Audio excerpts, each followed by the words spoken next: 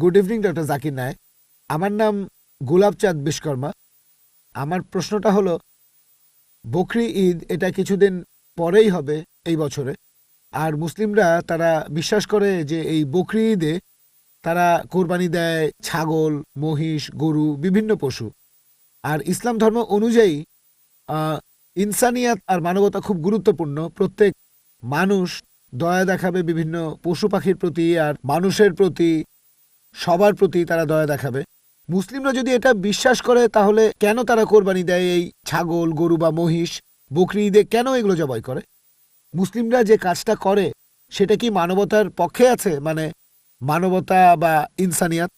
ভাই খুব সুন্দর প্রশ্ন করলেন যে আমরা বকরি ঈদে কেন গরু ছাগল কোরবানি দেই। বকরি ঈদ না হলে কি কোরবানি দিতে পারবো? যে কোনো পশুর কথা বলতে পারো। প্রশ্নটা হচ্ছে ঈদ না হলে কি কোরবানি দিতে পারবো?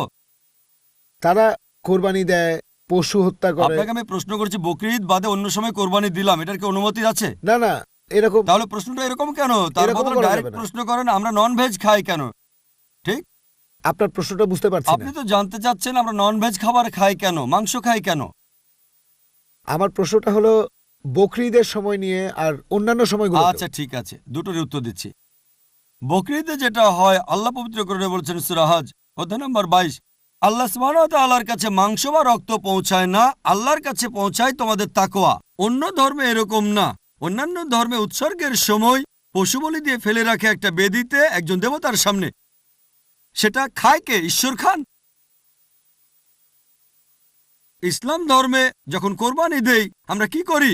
কমপক্ষে 1/3 অবশ্যই গরিব লোককে দিতে হবে, 1/3 দেব আত্মীয় আর বন্ধুদের, বাকিটা নিজের জন্য রাখব।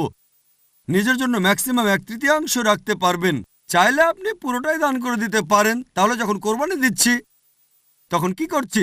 মানুষ জাতির উপকার করছি। আমরা তাদের জন্য খাবার দিচ্ছি। এখন কাউকে খাবার দেয়া এটা কি ভালো না খারাপ? খাবার দেয়া যাতে মানুষ উপকার পেতে পারে, এটা কি ভালো না খারাপ? ভালো। মানুষের জন্য এটা ভালো না খারাপ? ভালো। তাহলে ইসলাম হচ্ছে মানবতার ধর্ম। আপনি প্রশ্ন করতে পারেন যে প্রাণীদের কেন হত্যা করা হচ্ছে? মানুষের জন্য ভালো, কিন্তু প্রাণীদের জন্য কি হচ্ছে? আর সত্যি বলতে একজন মুসলিম শুধুমাত্র ভেজ খাবার খেয়েও ভালোভাবে ধর্ম পালন করতে পারে।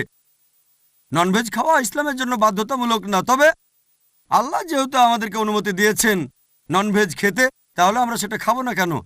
আল্লাহ পবিত্র কোরআনে বলেছেন সূরা মাইদা অধ্যায় নম্বর 5 আয়াত নম্বর 1, সেই চতুষ্পদ প্রাণীর মাংস খাও যেগুলো তোমাদের জন্য হালাল করা হয়েছে। আল্লাহ বলেছেন সূরা নাহল অধ্যায় 16 আয়াত নম্বর 5, তিনি চতুষ্পদ প্রাণী সৃষ্টি করেছেন যাতে করে তোমরা উপকার পেতে পারো এবং তাদের মাংস খেতে পারো। এই কথাটা আবারও আছে সূরা মুমিনুন অধ্যায় নম্বর 23 আয়াত নম্বর 21, যে গবাদি পশুর মধ্যে রয়েছে নিদর্শন, তাদের উদরের দুধ পান করো এবং তাদের মাংস তোমরা খাও। তাহলে যেহেতু আল্লাহ আমাদের অনুমতি দিয়েছেন, তাহলে ননভেজ খাবো না কেন? এবার লজিক্যাল কারণে আসি। এখনকার বিজ্ঞান বলছে যে ননভেজ খাবারে, মাংস জাতীয় খাবারে প্রচুর ভিটামিন থাকে, আর এটাই একমাত্র খাবার যেখানে পরিপূর্ণ আমিষ আছে। আমাদের মানুষের শরীরে 23 রকমের অ্যামিনো অ্যাসিড আছে যেগুলোর প্রয়োজন হয়। এগুলোর মধ্যে 8টা অ্যামিনো অ্যাসিড শরীর তৈরি করতে পারে না, এগুলো পাই আমরা খাবার থেকে। এমন কোনো ভেজ খাবার নেই যেখানে এই 8টার সবগুলোই পাবেন। শুধুমাত্র মাংস জাতীয় বা ননভেজ খাবারেই এই 8টা অ্যামিনো অ্যাসিডই পাবেন। এছাড়াও যদি আপনারা দাঁত পরীক্ষা করেন, তৃণভোজী প্রাণীদের, গরু, ছাগল, ভেড়া, তাদের দাঁতগুলো সমান। তারা শুধু ভেজ খাবার খায়, মাংস খেতে পারে না। এরপর যদি দাঁত পরীক্ষা করে দেখেন মাংসাশী প্রাণীদের, বাঘ, সিংহ, চিতাবাঘ, তাদের মুখের দাঁতগুলো সূচালো যাতে মাংস খেতে পারে, এই জন্য তাদের দাঁতগুলো থাকে সূচালো। তারা শুধু মাংসই খায়, ভেজ খাবার তারা খেতে পারে না। যদি আয়নার সামনে দাঁড়িয়ে আপনার দাঁতগুলো দেখেন, আমাদের সূচালো দাঁত আছে, আবার সমান দাঁতও আছে। আমরা সব ধরনের খাবারই খেতে পারি। যদি আল্লাহ চাইতেন শুধু ভেজ খাবারই খাবো, তাহলে আমাদেরকে সূচালো দাঁত দিলেন কেন? ননভেজ খাওয়ার জন্য। এছাড়াও তৃণভোজী প্রাণীদের যে পরিপাকতন্ত্র, গরু, ছাগল বা ভেড়ার শুধু ভেজ খাবার হজম করতে পারে, ননভেজ হজম করতে পারে না। আর মাংসাশী প্রাণীদের পরিপাকতন্ত্র, বাঘ, চিতাবাঘ, সিংহ শুধু মাংস হজম করতে পারে, ভেজ হজম করতে পারে না। আবার মানুষের যে পরিপাকতন্ত্র, সেখানে আছে ক্ষুদ্রান্ত এবং বৃহদান্ত্র। ভেজ খাবার হজম করতে পারে, নন ভেজ হজম করতে পারে। যদি আল্লাহ চাইতেন যে আমরা শুধু ভেজ খাবারই খাবো, তাহলে দুটোই হজমের পরিপাকতন্ত্র দিলেন কেন? এছাড়াও অনেক ভুল ধারণা আছে যে হিন্দুদের ননভেজ খাবার খাওয়া উচিত না। এটা ভুল ধারণা। যদি হিন্দু ধর্মগ্রন্থ পড়েন, এটা আছে মনুস্মৃতিতে অধ্যায় নম্বর 5 অনুচ্ছেদ 30। ঈশ্বর প্রাণী বানিয়েছেন, তাদেরকে কেউ খাবে আর কাউকে খাবে অন্যরা। যদি তুমি খাওয়ার জন্য সৃষ্টি করা প্রাণী খাও তাহলে কোনো পাপ হবে না। মনুস্মৃতিতে আছে অধ্যায় 5 অনুচ্ছেদ 31 যে ঈশ্বর কিছু প্রাণীকে সৃষ্টি করেছেন উৎসর্গের জন্য।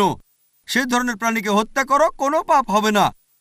মনুস্মৃতিতে আছে অধ্যায় নম্বর 5 অনুচ্ছেদ 40 যে উৎসর্গের জন্য প্রাণী হত্যা কোনো পাপ নয়।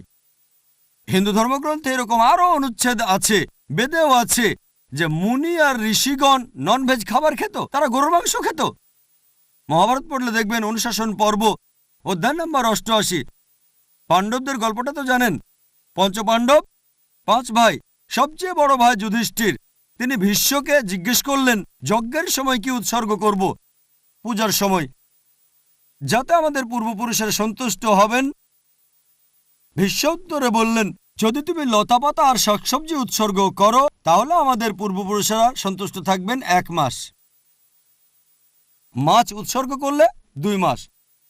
যদি তুমি মাংস দাও তাহলে 3 মাস। যদি খরগোশ উৎসর্গ করো তাহলে 4 মাস। যদি ছাগল দাও তাহলে 5 মাস। শূকরের মাংস দিলে তখন 6 মাস। যদি পাখির মাংস দাও তাহলে 7 মাস। হরিণের মাংস দিলে 8 মাস। এভাবে তিনি বলে গেলেন।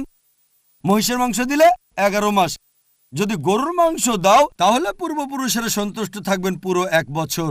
আর যদি চাও যে পূর্বপুরুষেরা সন্তুষ্ট থাকবেন একেবারে সারা জীবন, তাহলে ছাগলের লালচে মাংস দাও বা গন্ডারের মাংস দাও। এ কথা কে বলেছেন? ভীষ্ম যুধিষ্ঠিরকে। পুরো তালিকা দেওয়া আছে, শাকসবজি, মাছ, খরগোশ, ছাগল, সবকিছু আছে, মহিষ, গরু। তাহলে হিন্দু ধর্মগ্রন্থ বলছে ননভেজ খাওয়ার অনুমতি আছে। হিন্দুরা এখন এগুলো মানে কারণ তাদেরকে প্রভাবিত করছে অন্যান্য ফিলোসফি, যেমন অহিংসা। এখন হিন্দুরাও এটা পালন করে। আর যারা এই অহিংসা নীতি মেনে চলে যে নন ভায়োলেন্স, জীবিত প্রাণীকে হত্যা করা যাবে না, যদি একজন মানুষ কোন রকম প্রাণী হত্যা না করে টিকে থাকতে পারে, আমি সেটার পক্ষে আছি। এখন তারা বলে প্রাণী হত্যা করা এটা খুব বড় পাপ, কারণ এটা হচ্ছে জীবন, জীব হত্যা করা নিষিদ্ধ। এখন বিজ্ঞান উন্নত হয়েছে আর আমরা জানতে পেরেছি যে গাছপালারও জীবন আছে। তাহলে ভেজ খাবার খেলেও তো জীব হত্যা করছেন। তখন যুক্তি বদলায়, ঠিক আছে আমরা মানছি যে গাছপালারও জীবন আছে, তবে ব্যথা অনুভব করতে পারে না। তাহলে একটা গাছকে হত্যা করা প্রাণী হত্যার চেয়ে কম গুরুতর পাপ। আচ্ছা, তর্কের খাতিরে মানলাম, কিন্তু এখন বিজ্ঞান বলছে আমরা মানুষরা যে শব্দ শুনতে পাই তার কম্পনাঙ্ক 20 সাইকেল পার সেকেন্ড থেকে 20,000 সাইকেল পার সেকেন্ড। এর নিচে বা উপরে হলে আমরা শুনতে পাই না। বর্তমানের বিজ্ঞান বলে যে গাছপালা কান্নাকাটিও করে, কিন্তু সেটা মানুষ শুনতে পায় না। আমেরিকার এক কৃষক একটা যন্ত্র বানিয়েছেন যেটা দিয়ে গাছের কান্না মানুষ শুনতে পাবে আর জানতে পারবে কখন গাছের পানি লাগবে। তখন হয়তো বলবেন, আচ্ছা ঠিক আছে, মানলাম যে গাছপালা যন্ত্রণা অনুভব করতে পারে, তবে এদের 2 বা 3টা ইন্দ্রিয় কম আছে, তাই গাছপালা হত্যা করা কম গুরুতর পাপ পশু পাখি হত্যার চেয়ে তাদের ইন্দ্রিয় 5টা। আচ্ছা, তর্কের খাতিরে এটাও মানলাম যে গাছপালার 2টো ইন্দ্রিয় কম থাকে পশু পাখির চেয়ে।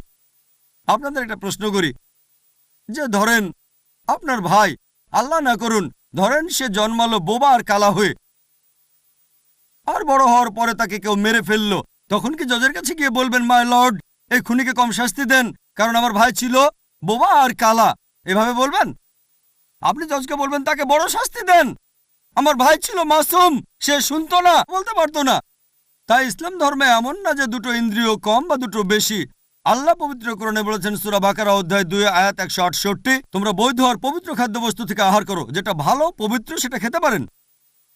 আর এছাড়াও যদি অমুসলিমরা তারা ননভেজ খাবার খেতে না চায়, আমার কোনো সমস্যা নেই, আপত্তিও নেই। শুধুমাত্র যখন বলছেন এটা পাপ, মানবতার বিরুদ্ধে, তখন আমি উত্তর দিচ্ছি। এমনিতে অমুসলিমরা ভেজ খাবার খেলে সেটা আমার জন্য ভালো। যদি সব অমুসলিম নন ভেজ খাওয়া শুরু করে দেয় তাহলে গরু ছাগলের মাংসের দাম বেড়ে যাবে। তাই ব্যক্তিগতভাবে আমার আপত্তি নেই।